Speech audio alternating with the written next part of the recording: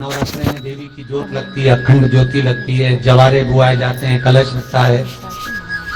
जोत का भी विधान है। जिसके यहाँ दिया अखंड जलाया जाता है, अगर वो दिए की लो, दिए की बाती अगर दक्षिण दिशा की होती है तो उसके घर में साल भर में एक घात जरूर होती है।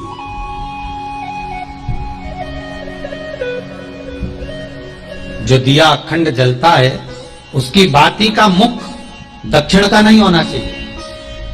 अगर आपने देवी भागवत का स्मरण कराओ, देवी भागवत को अगर सुना हो, तो देवी भागवत में स्पष्ट किया गया कि पूर्व की ओर मुख करा हुआ दिया, अर्थात पूर्व की ओर जोत जो जलाई जाती है वो संपदा की वृद्धि की ओर मुख कर जो जोत लगाई जाती है महाराज, वो बेभव पश्चिम की ओर मुख कर जो जोत लगाई जाती है, और जो महाराज कर जोत जलाई जाती है उत्तर की ओर जो जोत की ओर जो मुख कर जोत जलाई जाती है, उत्तर की ओर जो जोत घर में अकाल मौत और आयु की वृद्धि करती है, घर में अकाल मौत को रोकती है।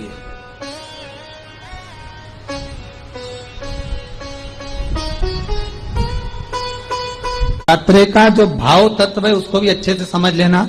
दक्षिण की ओर जोत ना लगाएं। अगर आपको लगाना है पूरब की लगाएं, पश्चिम की लगाएं या उत्तर की लगाएं। और जितने दिन महारानी जगदम्बा जगतधात्री दुर्गा भवानी, अब की बार माताजी घोड़े पर आई है। हर बार देवी बदल बदल के आती है, इस बार जो नवरात्रे आए वो घोड़े के आए। तो घोड़े पर जो देवी जी आती है वो समृद्धि को देने वाली आती है, लक्ष्मी की वृद्धि करने वाली आती है। जैसी घोड़े की रफ्तार होती है उस रफ्तार से लक्ष्मी, मेरी मां जगत जननी दुर्गा भवानी अब की बार घोड़े पर आई है। साल भर में इतना धन दे देगी कि आपने पीछे के 4 साल में नहीं कमाया होगा, इतनी मेरी मां भंडार भर देगी। ये घोड़े पर आई है, कोई साधारण नहीं हो सकता। देवी भागवत में स्पष्ट किया, जब जगदम्बा मगर पर आती है उसका भाव अलग है, और जगदम्बा जब हाथी पर आती है उसका भाव अलग है, और जगदम्बा जब घोड़े पर आती है तो जगत को समृद्धिवान बना देती है, वैभव में कमी नहीं आती।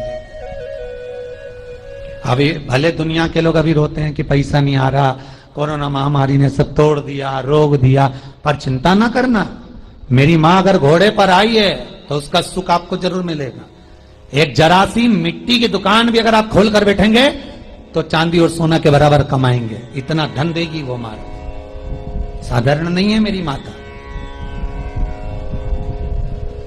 तात्विक सुख का आनंद देने वाली, लाभ तत्व प्रदान करने।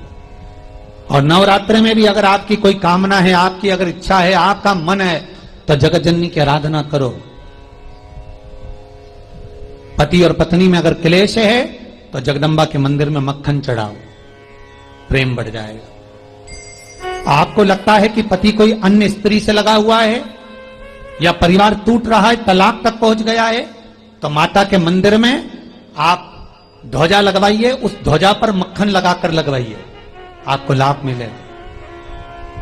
महाराज, यदि आपको लगता है कि बच्चे बहुत ज्यादा अपशब्द बोल रहे हैं, मुंह चला रहे हैं और प्रेम नहीं रख रहे, तो माता के मंदिर में लाल पुष्प, लाल चंदन और लाल चूड़ी मां को समर्पित करिए, प्रेम बढ़ेगा।